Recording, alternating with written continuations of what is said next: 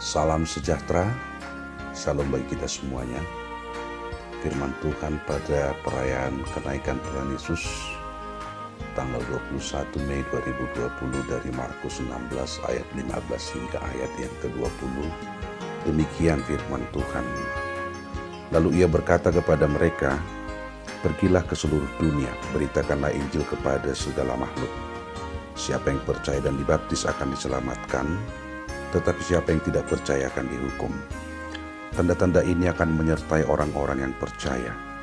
Mereka akan mengusir setan-setan demi namaku. Mereka akan berbicara dalam bahasa-bahasa yang baru bagi mereka.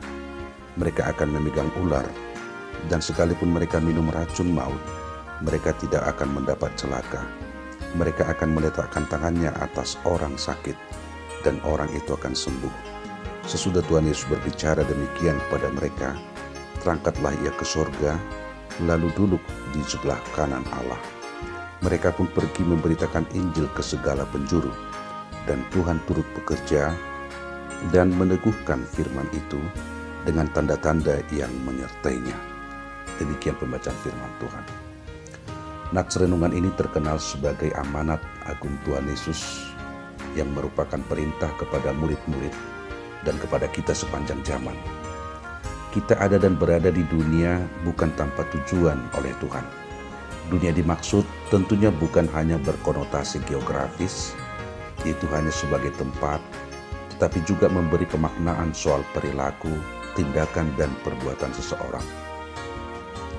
Itu sebabnya kita sadari bahwa kita bukan berasal dari dunia, bukan mengabdi untuk dunia. Walaupun kita berada di dunia, justru harus menjadi terang dunia dan menjadi garam dunia sebelum meninggal dunia. Kita dipanggil, dipilih, dan diutus untuk mewartakan kabar baik.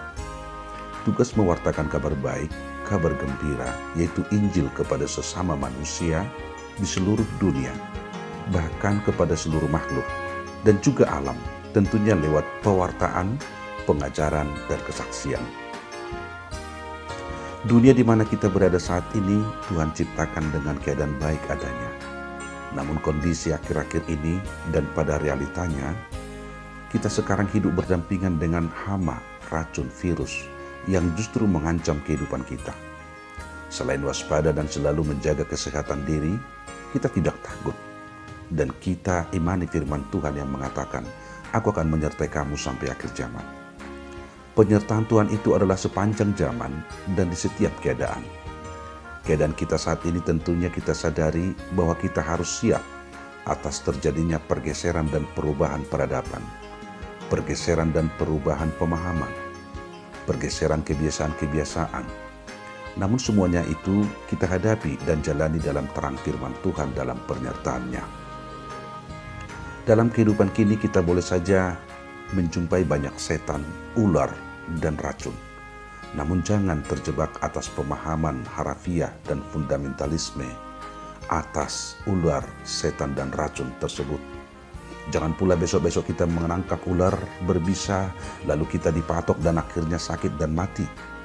Kita meminum racun tikus padahal kita bukan tikus. Kita minum racun rumput padahal kita bukan rumput. Setan, ular, racun, kehidupan selalu kita jumpai dan tentu kita hadapi dalam berbagai bentuk kejahatan-kejahatan yang terjadi. Namun dengan percaya hanya pada Tuhan, kita beroleh hikmat dan akal budi yang sehat.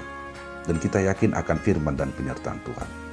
Saudara-saudara, perintah mewartakan kabar baik, firman Tuhan kerajaan Allah diamanatkan Yesus sebelum naik ke surga. Dalam melakoni tugas itu, Yesus memberdayakan dan meneguhkan serta memberi jaminan penyertaannya. Setelah Yesus naik ke surga, para murid pergi memberitakan Injil. Hal ini berlaku dan sangat relevan juga bagi kita murid-murid Tuhan Yesus pada masa kini. Pergi dan bersegera memberi dan membawa kabar baik. Jangan kabar buruk tentunya. Jangan kabar yang tidak baik tentunya. Memberitakan kebenaran Tuhan bukan memberitakan kabar bohong atau kabar yang tidak benar.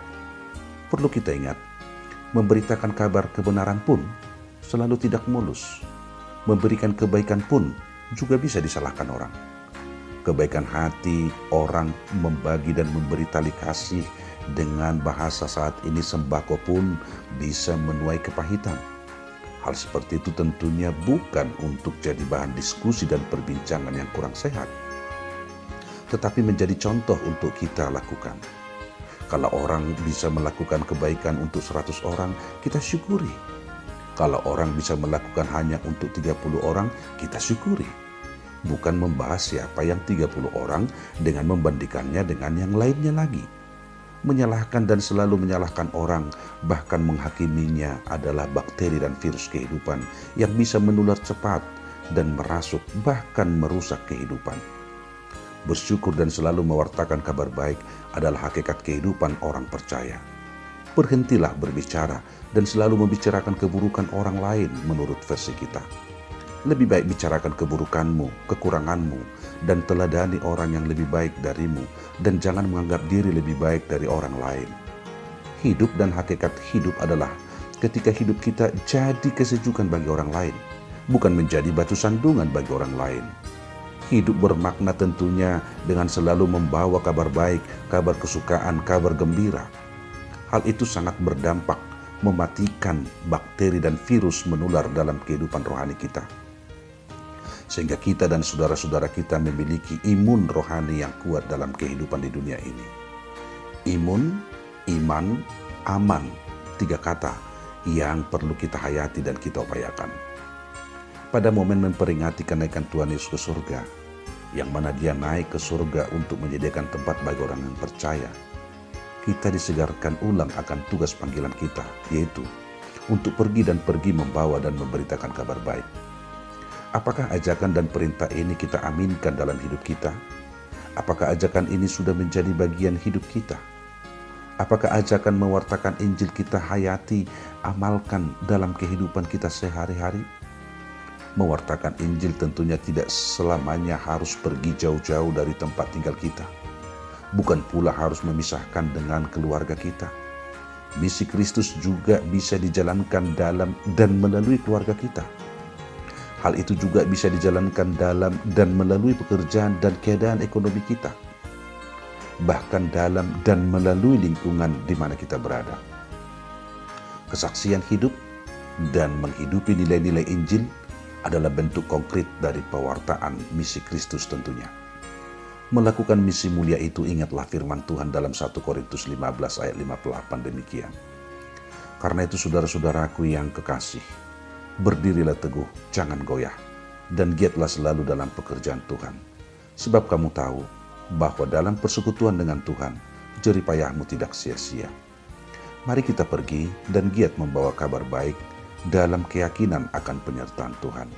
Matius 28 ayat 20b mencatat, dan ketahuilah, aku akan menyertai kamu senantiasa sampai kepada akhir zaman. Amin. Tuhan Yesus memberkati kita.